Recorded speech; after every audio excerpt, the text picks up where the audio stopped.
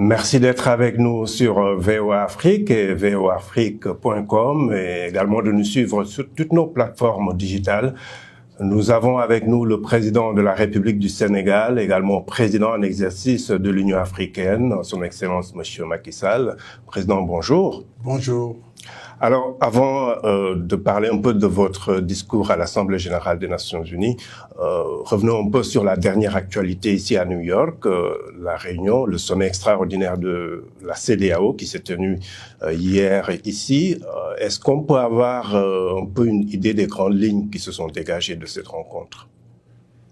Oui, vous savez, lorsque les chefs d'État se retrouvent comme ici à New York à l'occasion de l'Assemblée générale, il est possible qu'il y ait des réunions de comités tels que la CEDEAO ou l'UMOA, parfois même ou l'Union africaine, puisque nous avons l'occasion de réunir un certain nombre de chefs d'État en même temps sur un lieu. Donc, c'est un phénomène qui se répète souvent. Donc, ce sommet extraordinaire avait été convoqué par le président en exercice autour de deux sujets, la Guinée et le Mali. Le Mali, non pas pour sa transition, mais pour la question des 46 soldats encore retenus au Mali, et la Guinée par rapport au manque d'avancement sur le processus de transition. Nous avions déjà, lors de notre dernier sommet ordinaire, décidé de désigner un nouveau médiateur en la personne du président Yahi Boni, ancien président du Bénin, qui s'est rendu à deux reprises en Guinée, qui a rencontré les autorités de transition, les partis politiques. Mais nous notons un peu de difficultés sur l'agenda et nous n'avons pas de visibilité. C'est la raison pour laquelle le sommet d'hier a tenu à ce que des sanctions soient prises s'il n'y a pas d'évolution. Donc là, c'est le principe des sanctions qui est activé. J'espère que le retour du médiateur devra permettre, avec les autorités de la transition, de faire avancer vraiment l'agenda. Parce que l'idéal pour la CEDEAO, ce n'est pas de faire des sanctions contre un État membre, mais c'est de travailler à vraiment accompagner ces moments difficiles où l'Afrique de l'Ouest est confrontée justement à ces coups d'État répétitifs. Et nous ne voulons plus de coups d'État, d'interruption de cette nature dans le processus démocratique au sein de l'espace CEDEAO.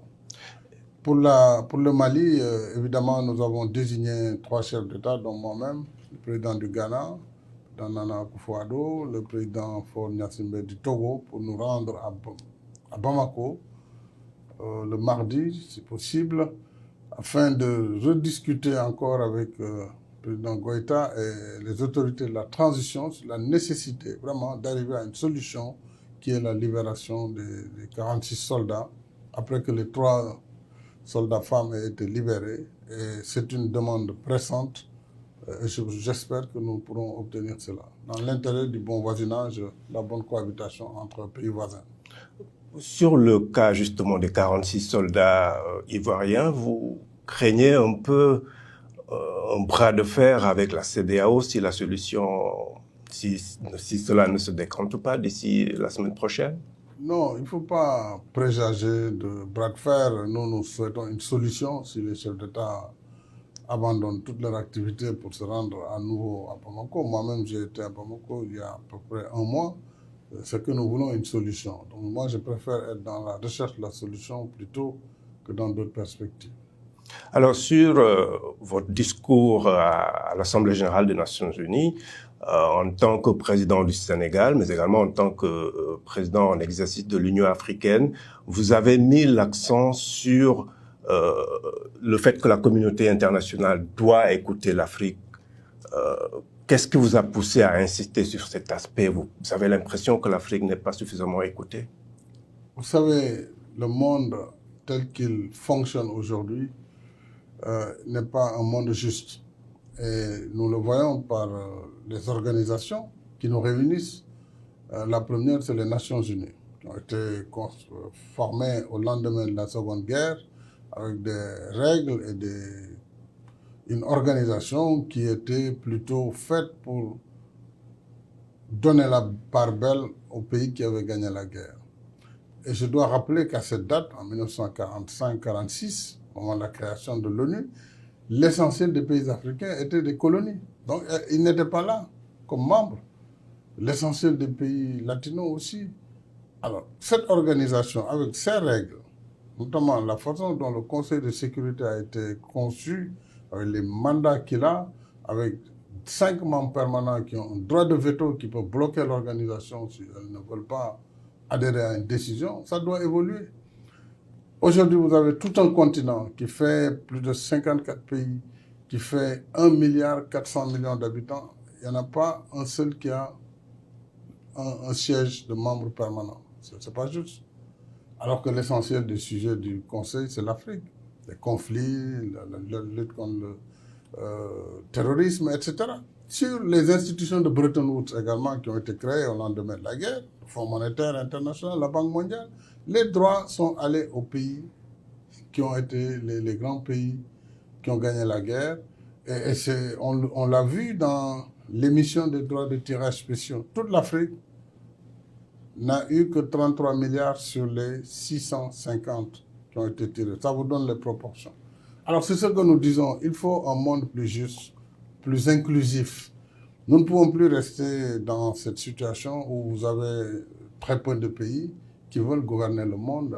Ça ne peut pas continuer. Et c'est ça que nous dénonçons, mais en toute responsabilité, en disant simplement que les pays acceptent. Et d'ailleurs, le président Biden, de ce point de vue, a bien répondu aux attentes, disant qu'il faut qu'on change, qu'on ait le courage de changer les choses telles qu'elles sont, y compris le Conseil de sécurité. Il a plaidé pour l'élargissement. C'est ce que nous disons, tout simplement.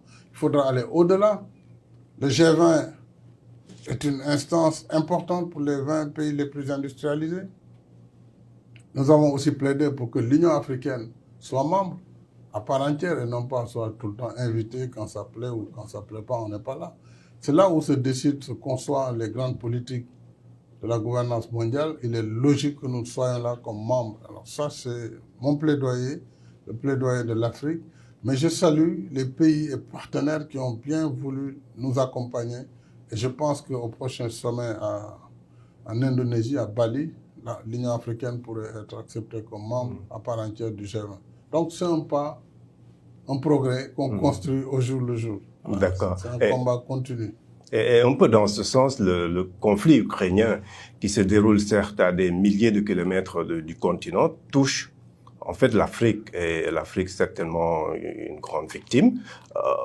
Pourquoi les pays africains, dont le Sénégal, traditionnellement très proche des Occidentaux, dit-on, s'est abstenu au moins à 2 reprises quand il s'est agi de condamner la Russie? Vous savez, d'abord, la guerre en Ukraine impacte l'ensemble des économies du monde, pays développés comme pays en développement. Seulement, les pays en développement, les pays pauvres, sont plus fragiles parce qu'ils n'ont pas les leviers des pays riches. Vous savez, pendant la Covid, ce que les États-Unis ont pris comme mesure, l'Union européenne comme mesure, nous n'avons pas la possibilité de prendre de telles mesures parce que nous ne pouvons pas utiliser la planche à billets, nous ne pouvons pas racheter la dette des États, nous ne pouvons pas dégrader de façon fondamentale les déficits, nous ne pouvons pas nous endetter comme certains le font, donc nous sommes vulnérables. Et c'est pourquoi la guerre en Ukraine, bien qu'étant très éloignée du théâtre africain, mais les Africains sont parmi les victimes les plus importantes. C'est un peu comme le climat.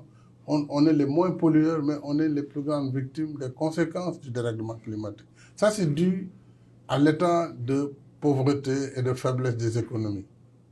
C'est comme un corps malade. Lorsqu'il est malade, n'importe quelle maladie qui vient, évidemment, se développe de façon plus forte.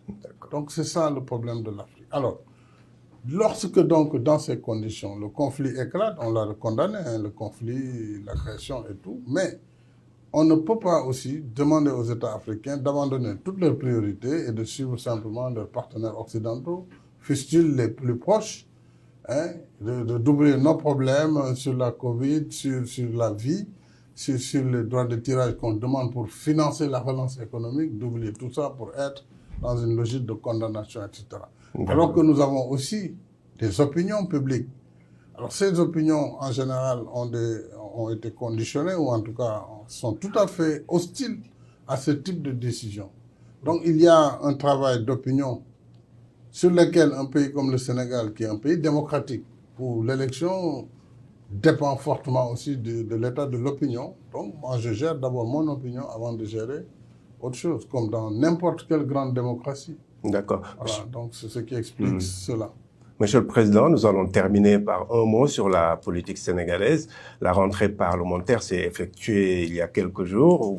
On a vu les incidents avec des images qui ont fait le tour du monde. Vous avez dénoncé ces incidents. C'est une assemblée générale, une assemblée nationale avec avec une opposition très représentée. Comment est-ce que vous comptez dérouler votre programme? Vous pensez que d'ici 2024, tout va bien se passer? Bon, d'abord, il faut dire que le Sénégal est une vraie démocratie.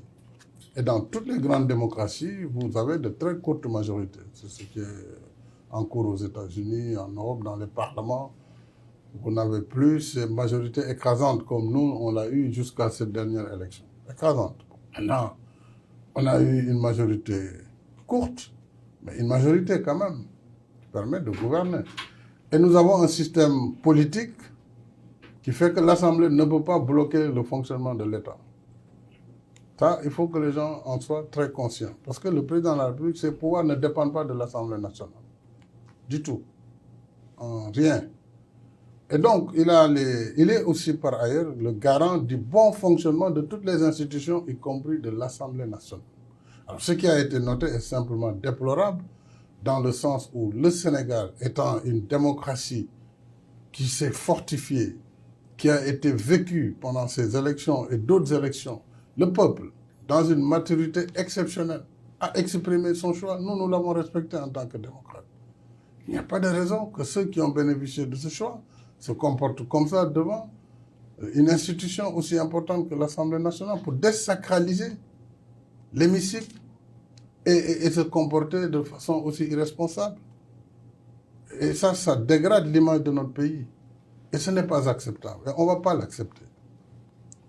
Donc, il faut que les députés mesurent aussi leurs responsabilités devant la nation et mesurent la gravité des actes qui sont posés. Ils peuvent s'opposer comme on l'a toujours vu. On a eu des oppositions très fortes au Sénégal. Et jamais on a atteint ce niveau. Jamais dans l'histoire de notre pays. Donc, il faut arrêter ça. Il y va de l'avenir de la démocratie sénégalaise. Et l'État, ce qui le concerne, assumera la permanence des institutions. Comme ce qui s'est passé dans votre pays lorsque les gens ont attaqué le Capitole. Il y a des attitudes qu'on ne peut pas accepter dans une démocratie. Monsieur le Président, je vous remercie. C'est moi qui vous remercie. Merci de suivre VOA Afrique et voaafrique.com.